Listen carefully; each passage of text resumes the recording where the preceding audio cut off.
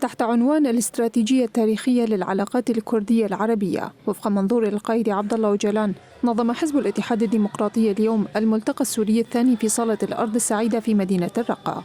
وحضر الملتقى ممثلين عن الأحزاب السياسية والإدارة الذاتية الديمقراطية والتنظيمات النسائية ومنظمات المجتمع المدني وشيوخ ووجهاء العشائر وشخصيات من الداخل السوري. بدأت فعالية الملتقى بإلقاء الرئيس المشترك لحزب الاتحاد الديمقراطي صالح مسلم كلمة قال فيها إنه واجب علينا العمل لخلق مجتمع سياسي أخلاقي، وهذا لا يتحقق إلا عبر مشروع الأمة الديمقراطية الذي طرحه القائد عبد الله أوجلان. كما وألقت السيدة بيريفان خالد الرئيس المشترك للمجلس التنفيذي في الإدارة الذاتية لشمال وشرق سوريا كلمة أشادت فيها بالتلاحم وتطور العلاقات الكردية العربية من خلال مشروع الإدارة الذاتية.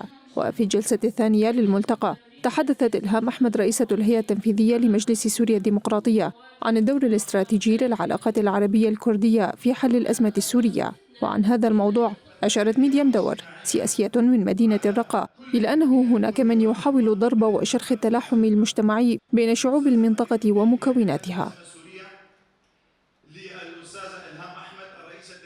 ما يحدث اليوم في سوريا أو في الأزمة السورية كانت الضربة الأولى كانت هي لوجود شرخ ما بين المكونات المنطقة.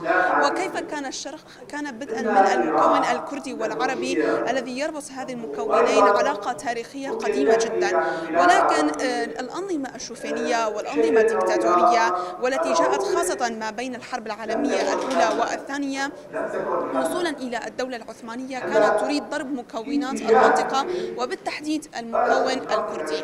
ولكن اليوم العلاقة الوثيقة ما بين هذين المكونين علاقة تاريخية.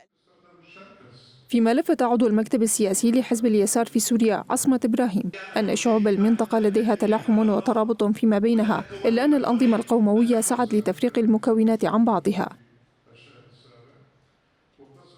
كان من الضروري إلقاء هكذا المحاضرات، إلقاء حضور هكذا الملتقيات حتى الشعوب المنطقة تعرف أن الشعوب العربية والشعوب الكردية والشعوب الشركسية والشعوب السريانية هي الشعوب الأصيلة في هذه المنطقة.